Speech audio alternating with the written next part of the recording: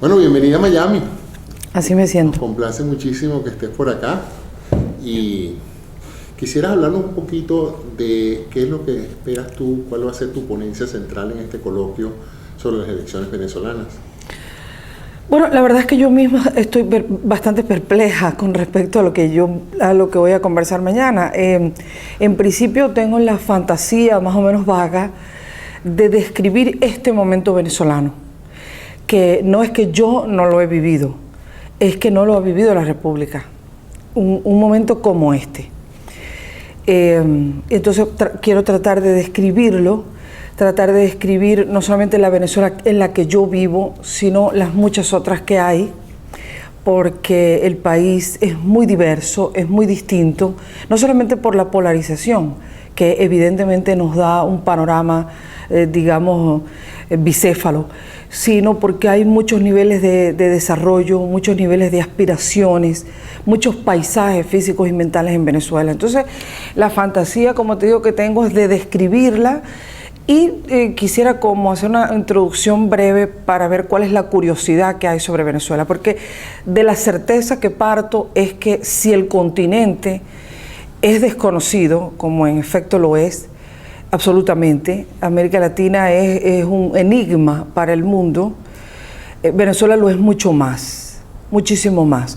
Entonces, bueno, voy a tratar de reflexionar en voz alta, de describir cómo veo yo mi país, y en un escenario, por supuesto, privilegiado, cual es el de la academia, en el que yo me siento muy bien, porque mis dos grandes vocaciones son escribir y enseñar. Que enseñar no es sino aprender, pero emboscado. Entonces, me siento muy cómoda, la verdad, en el escenario académico. Y bueno, francamente, tengo mucha curiosidad. Agradezco muchísimo que se quiera pensar sobre Venezuela y saber y percibir el país más allá de la propaganda oficial, que ha sido muy profusa, muy confusa, muy nefasta. Es de particular interés para nosotros los venezolanos que vivimos aquí. El diario tener que explicarle a los que no son venezolanos lo que pasa en Venezuela. Sí. En parte pues porque para muchos que también son hispanoamericanos o latinoamericanos cuesta entender realmente el por qué el país se ha desviado tanto de lo que fueron los orígenes de la democracia venezolana. Y tú escribiste un artículo que me llamó mucho la atención porque es uno de los planteamientos centrales de la comunidad venezolana en Estados Unidos. Es ¿por qué nos toman por inocentes? O sea, ¿por qué nosotros proyectamos esta imagen actualmente de que tanto la oposición... Ingenuos. Ingenuos, esa es la palabra. ¿Por qué piensas tú que tenemos esa percepción de ser un país de ingenuos? Bueno, son muchas preguntas las que vienen juntas. Vamos a tratar de desgajar el racismo, ¿no? Hay una cosa peor que las preguntas que nos hacen sobre Venezuela, que son las explicaciones que nos dan sobre Venezuela. Eso es peor. Eso es peor. Yo he tenido que padecer intentos de evangelización, de explicarme a mí, que tengo 5 generaciones ya en Venezuela y que he vivido el país centímetro a centímetro. He tenido que aguantarme que me lo vengan a explicar. Gente que no vive el país, que no vive en el país y que no tiene el destino amarrado a Venezuela como lo tengo yo por varias generaciones precedentes y que espero que sea así en el futuro. Entonces, eso es peor. ¿Por qué nosotros tenemos fama de ingenuos? Lo primero es establecer que efectivamente sí tenemos fama de ingenuos. Es por varias cosas. Yo creo que ciertamente hay un tipo de canallada que en Venezuela no circula. Esto no lo puedo probar. No hay ninguna estadística, no hay ninguna documentación, no hay ningún estudio que soporte, que apoye esta impresión que yo tengo.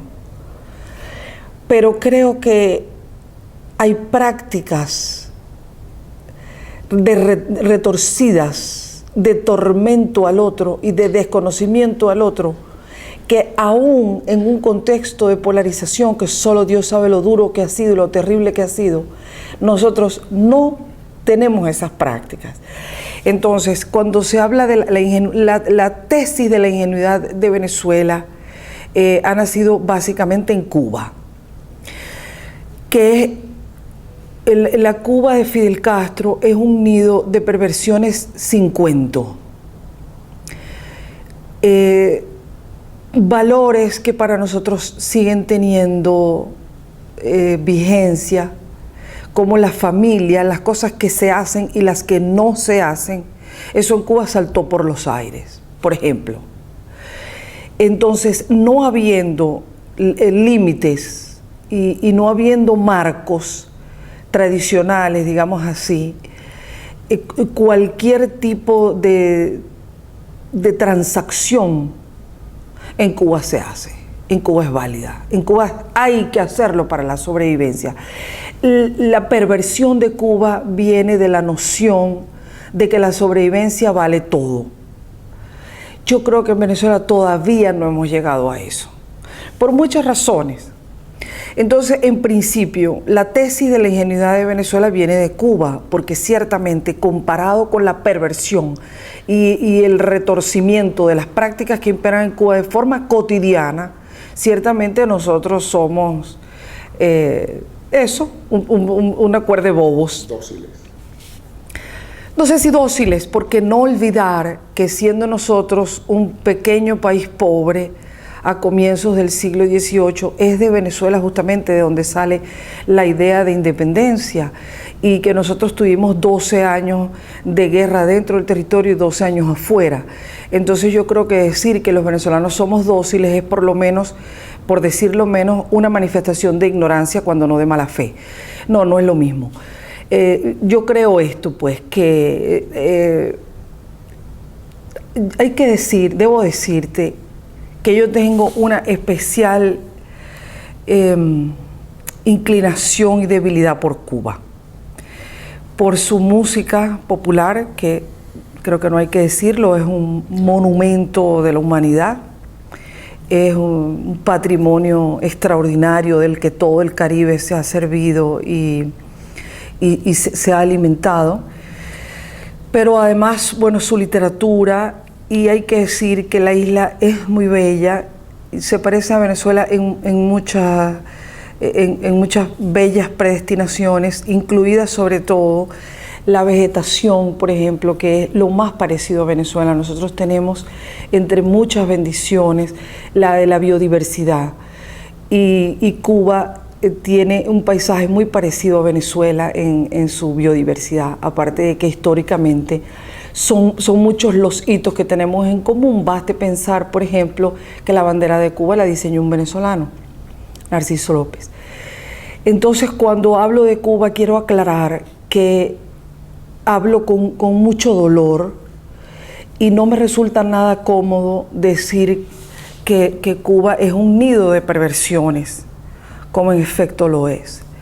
Lo he comprobado porque yo en el pasado sobre todo hacía periódicos, viajes a Cuba, y con una inmensa devoción, debo decirte. Y no hay lugar fuera de Venezuela donde yo me sienta tan cómoda como allí. Y me gusta ir por las noches a escuchar las orquestas, que es como si hiciera un viaje a mi propia infancia, porque aprendí desde muy, muy temprano, antes de hablar, apreciar la música popular, la música del Caribe. Entonces, yo creo que es bueno aclarar esto porque todas estas cosas me mueve lo mismo que con mi país, un intenso concernimiento y preocupación. No me resulta para nada, no siento que sea nada bueno, pues, hacer estas observaciones de Cuba. Y quiero decirte que tengo la misma fe en la institucionalidad y la democracia de Venezuela como la tengo en el destino de Cuba. Tú sabes que el muy querido maestro José Martí decía: 2 patrias tengo yo, Cuba y la noche. Secretamente lo recito yo diciendo: 2 patrias tengo yo, Cuba y la mía. Porque te digo, la misma preocupación que tengo por Cuba por mi país, la tengo también por Cuba. Tú has comentado que tienes fe en las instituciones venezolanas, sin embargo, digamos que una de las observaciones más válidas del proceso revolucionario ha sido el secuestro de las instituciones. Todas están controladas directamente por el Fe ninguna. presidencial. Okay. No, fe ninguna. Lo que tengo es fe en que veremos, y que yo lo veré en mi tiempo de vida, veré el compromiso de Venezuela con la institucionalidad, y espero también verla con Cuba, que es lo que trataba de decir antes, porque quiero aclarar mucho desde dónde hablo, ¿no? Fíjate, Venezuela es un país, tiene una peculiaridad, una singularidad verdaderamente asombrosa. En Venezuela no hay una democracia, pero hay demócratas. Eso es lo que explica qué es lo que hemos vivido. El compromiso, la terquedad y la constancia de los demócratas.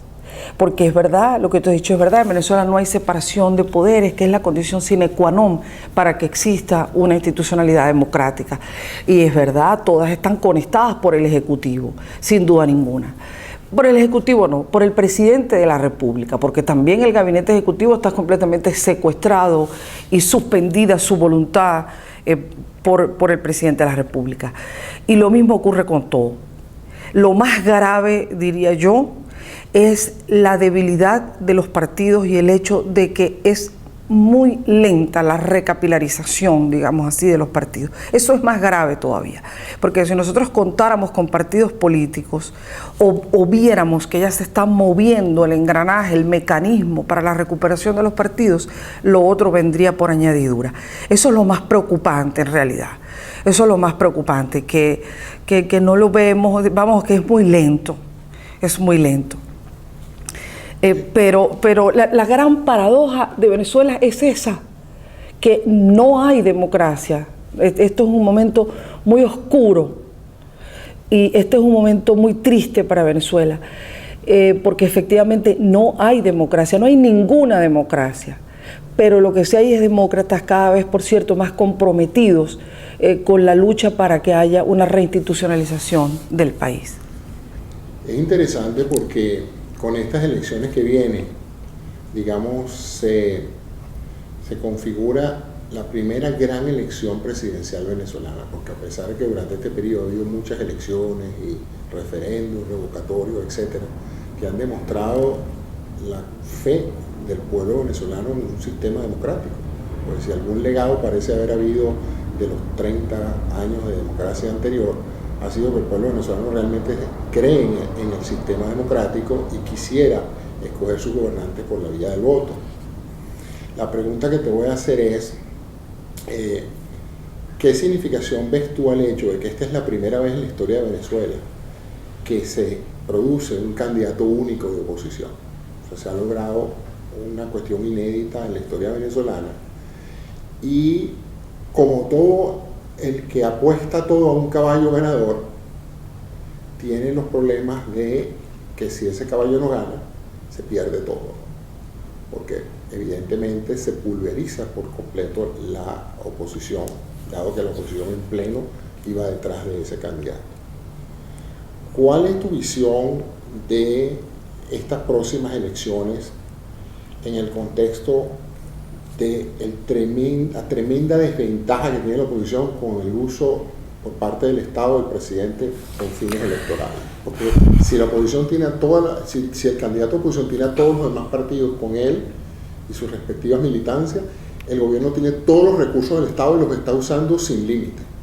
Entonces otra vez te digo, son dos preguntas. Yo no quisiera, no apoyo, digamos así, no me sumo a la percepción que tú tienes con respecto a la oposición democrática venezolana, en el sentido de que si la candidatura unitaria pierde las elecciones, se pulveriza la opción. No, eso no es así. De las cosas de las que me siento particularmente orgullosa de Venezuela es de la candidatura unitaria. Yo creo que eso es una hazaña del alma. Yo creo que eso es un patrimonio intangible, un patrimonio simbólico de Venezuela de una importancia fundamental que no podrá ser pulverizada. Es decir, Desde luego que si nosotros llegamos a perder las elecciones, yo soy periodista, pero hablo desde alguien que ha ido a votar a las primarias y que tiene un compromiso muy profundo con esta opción. Entonces lo primero es darle a la candidatura unitaria y al esfuerzo unitario el valor que tiene, que es hazañoso. Y en ese sentido, desde luego, si perdemos las elecciones sería un revés muy importante, pero no equivaldría para nada, uso tu palabra, a pulverizar lo que se ha logrado hasta ahora. Quiero explicar rápidamente lo que es la candidatura unitaria para que se vea el valor que tiene. Nosotros nos allegamos a la candidatura unitaria a través de unas primarias que se hicieron en febrero de este año, del año 2012. Solamente votar, solamente participar en ellas, ya era un gesto de desafío a la autocracia corrupta que representa el presidente Chávez. Solamente ir a votar en un país donde hay listas que sirven para la represión, para despedir gente de los trabajos o para negarles oportunidades. Entonces, solamente ir a votar ya fue un gesto que tiene un inmenso valor, que tiene un precioso valor. Yo fui a votar ese día y estuve horas y horas esperando de las colas de gente que quería ir a votar para participar en la voluntad unitaria. ¿Cómo nos llegamos allí? Mira, contra los vientos más bravos, contra las dificultades más enormes, porque cuando uno es político, uno quiere ejercer, uno quiere tener el poder, así como yo soy escritora y periodista, yo quiero escribir y quiero publicar mis notas en el periódico. Si a mí me dijeran, para el futuro de Venezuela, se necesita que tú dejes de escribir, que tú cedas tu lugar a otro, porque eso es lo que el colectivo necesita. Mira, yo me lo pensaría mucho y sería muy duro para mí.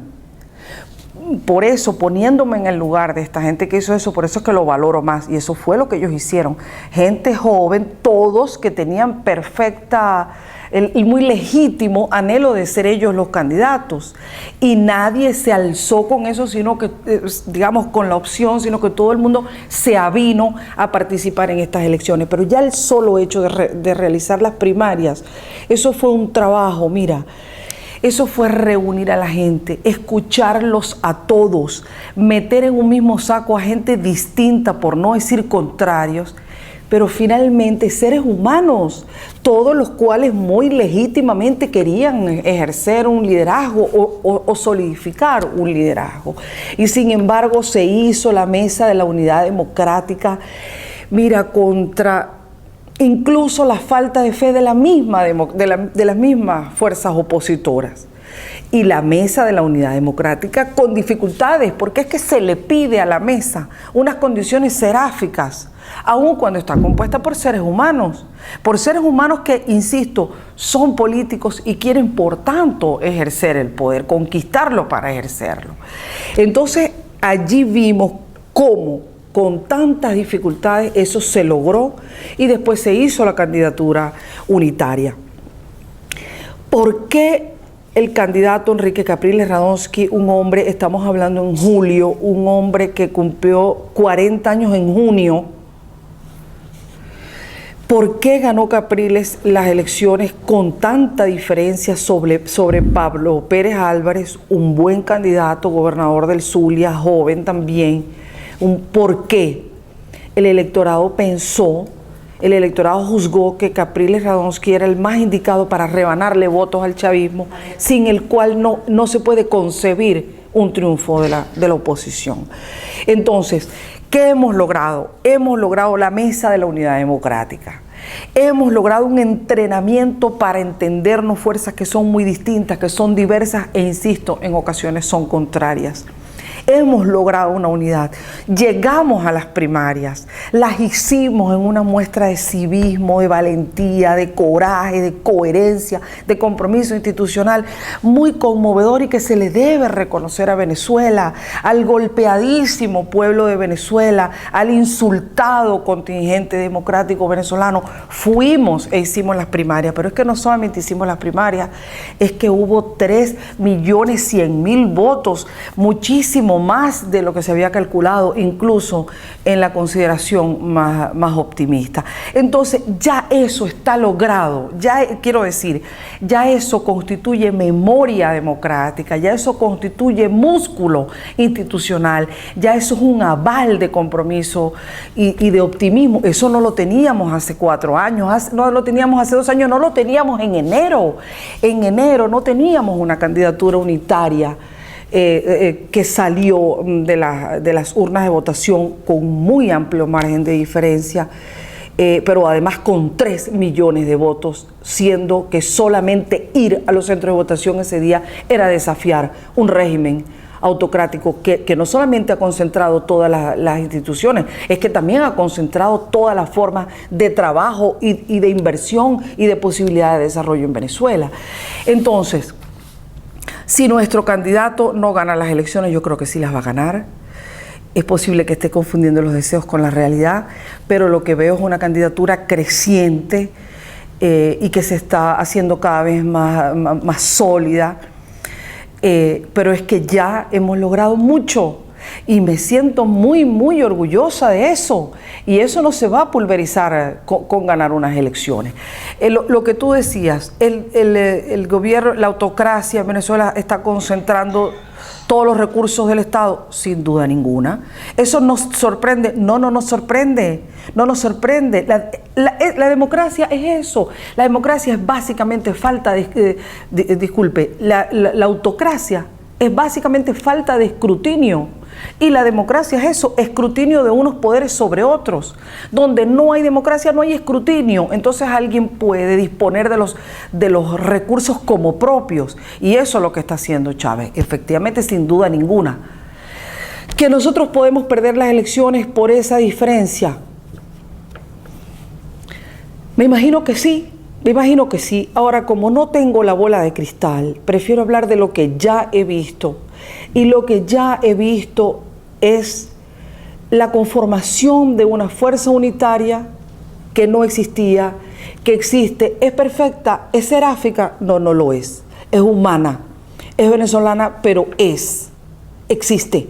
Y se está expresando en la candidatura unitaria, es decir, tenemos un candidato, pero además todas las fuerzas que están unidas en la coalición democrática están colaborando con la campaña. Entonces, es por eso que usted ve, donde quiera que llegue el candidato, es impresionante la respuesta popular, pero sabemos que detrás en la respuesta popular, la espontaneidad es un porcentaje, yo no sé de esto, pero digamos, hay una parte que es espontánea y otra parte que obedece a las maquinarias. No puede hablarse de maquinaria en Venezuela porque no tenemos tal cosa. La crisis de los partidos no nos permite contar con tal cosa como una maquinaria. Pero hay un trabajo y eso se ve, una marcha como el Zulianazo, por ejemplo. Eso no se organiza solo. Eso no se organiza solo. Fíjate, tratando de relatarte un poco las angustias de los venezolanos que viven aquí, y basado en la experiencia, si se quiere, reciente de regímenes donde la voluntad popular ha sido desconocida, uno, digamos, de los valores de la democracia no es nada más votar, sino defender el resultado del voto. Aquí se debate en 3 escenarios, uno que gana el gobierno, otro que gana la oposición y otro que gana la oposición y no le reconozcan el triunfo.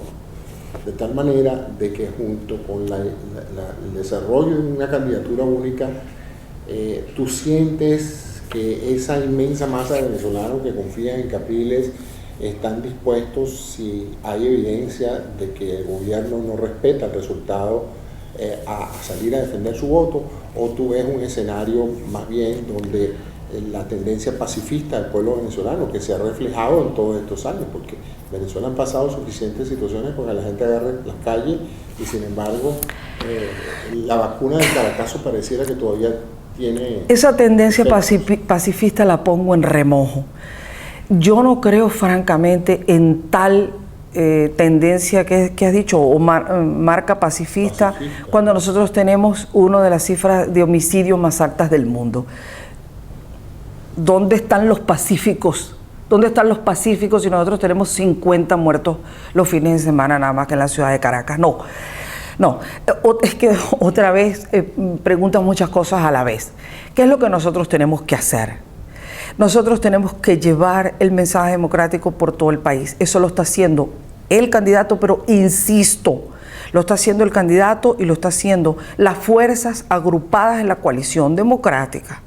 Entonces, quien va a votar por la candidatura unitaria es, como tú has dicho, quien confía en Capriles, pero también quien confía en Pablo Pérez, quien confía en María Corina Machado y quien confía en la democracia, en la idea de la democracia. Hay gente, por ejemplo, que está muy incómoda en Venezuela porque encuentra que el candidato es muy joven, porque como dije antes, acaba de cumplir 40 años. Bueno, entonces confía en ese muchachito, confía en la candidatura unitaria y sobre todo desconfía profundamente de la opción que encarna Chávez. Entonces, ¿qué es lo que tenemos que hacer?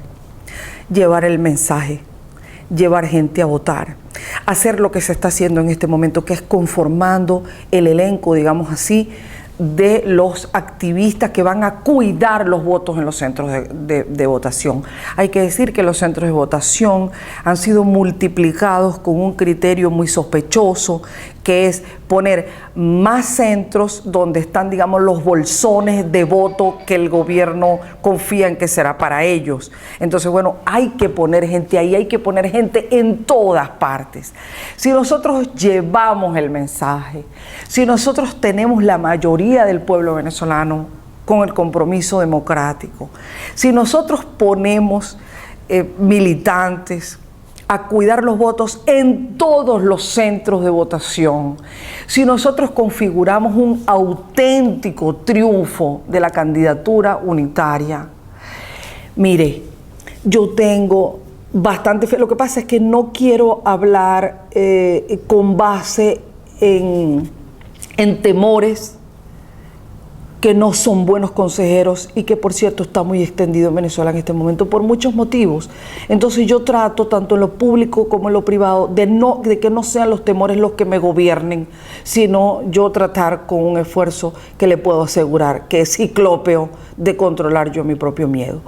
Entonces prefiero atenerme a los hechos y prefiero nombrar lo que puede ocurrir y lo que sea conveniente para Venezuela, porque yo veo también mucha liviandad en estar nombrando catástrofes. Yo creo mucho en el lenguaje, yo creo que el lenguaje funda, el lenguaje inaugura, el lenguaje trae los hechos. Entonces, ¿por qué esa facilidad para estar nombrando catástrofes para Venezuela? Bastante tenemos ya. La vida cotidiana de Venezuela es muy dura, sobre todo para los sectores populares. Entonces, y para redondear mi idea, si nosotros logramos llevar el mensaje unitario, democrático, a todo el territorio, si nosotros logramos llevar a la gente a votar y que haya alguien que cuide ese voto, ¿usted cree de verdad que las Fuerzas Armadas de Venezuela van a traicionar su compromiso y van a responder a los intereses de un solo hombre? Usted perfectamente puede decir, lo que he visto por televisión me hace pensar que sí, y bueno, no voy a llevar yo la contraria. Pero las Fuerzas Armadas, y tengo razones para pensar esto, forman parte del pueblo de Venezuela. Y lo que los hechos nos dicen también es que hasta ahora no han vuelto la boca de los fusiles hacia las masas venezolanas. Confío en que esta vez tampoco lo harán. Como usted puede ver, tengo una fe probablemente ciega en mi país y en su destino democrático. Y es posible que esto sea un poco loco, pero lo que sí estoy muy determinada es a no nombrar catástrofes para Venezuela. Eso sí que no.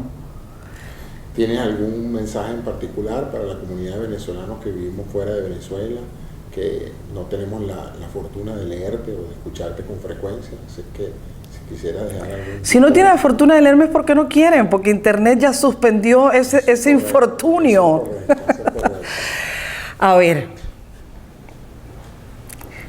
ya eso no existe, ya eso no existe. A ver, no es que hay gente que no vive en Venezuela, es que digamos, donde haya un venezolano, está el país.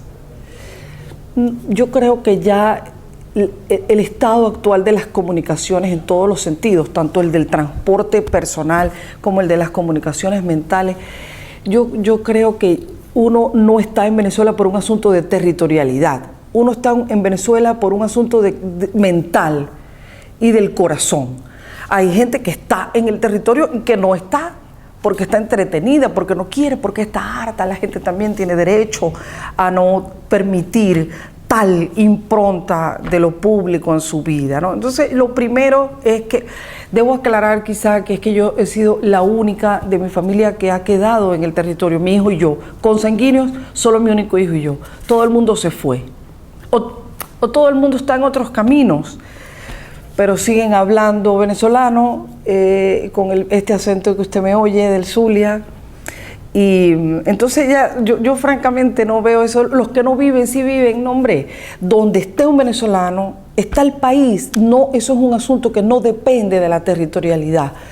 Depende de a dónde vas por las noches, con qué sueñas. Estoy segura de que todas las noches vas a Venezuela.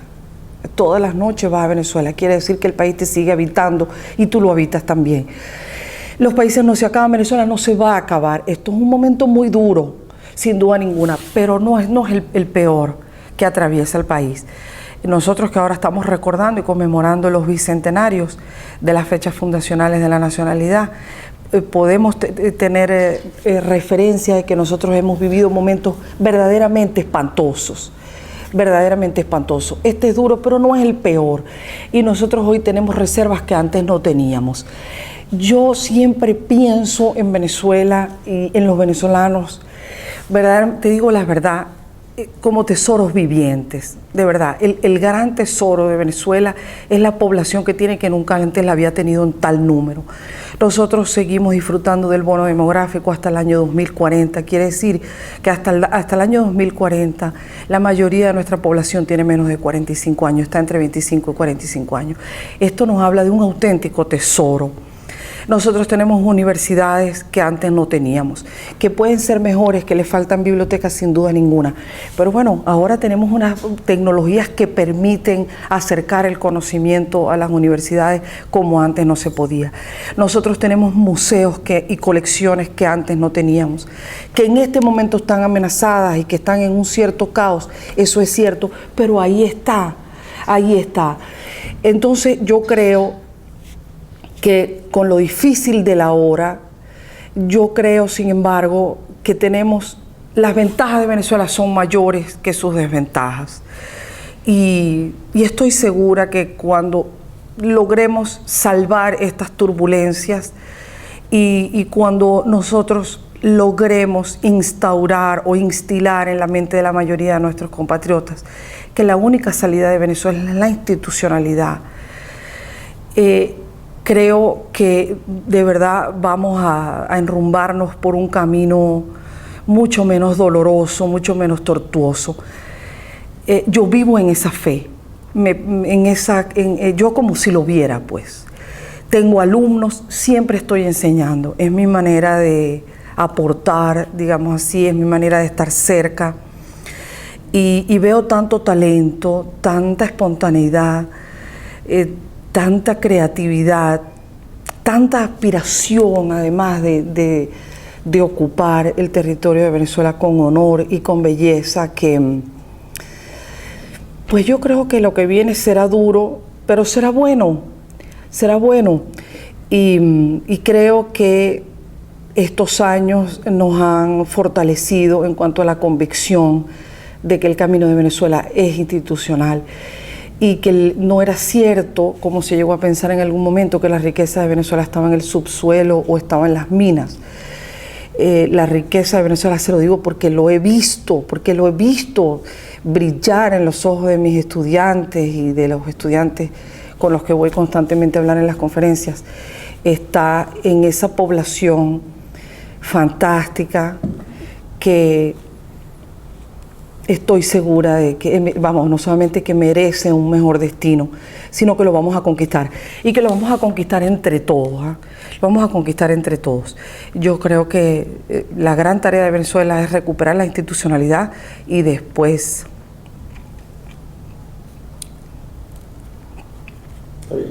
la reconciliación. La reconciliación, porque ha sido duro la fractura emocional del pueblo venezolano. Sí, sí. Tengo unos cuantos que quisiera abrazar y que tengo 12 años que me cambio de acera para no ver. Bueno, agradecemos mucho. Pues sí, yo también. Muchas gracias por esta emotiva presentación que has hecho de tu opinión sobre el país, de tu visión de futuro, de tu optimismo, de tu esperanza. Y te agradecemos mucho tu presencia aquí. Estamos seguros que mañana va a ir bastante gente a escuchar sus planteamientos y esperamos verte de nuevo y estaremos todos de alguna u otra manera en New Orleans, los que vivimos acá, tratando de consignar nuestro voto. Eso es lo que hay, eso es lo que hay, tienen que ir, tienen que ir, tienen que ir. ¿Es bonito? No es bonito, es una trampa, sí es una trampa, sin duda ninguna, pero eso es lo que hay, eso es lo que hay y nosotros también estamos echándole pichón muy duramente, de manera que el camino de Miami a New Orleans pues se convertirá en una extensión del territorio de Venezuela. Un camino alegre pues se va con optimismo, así que espero que se hace.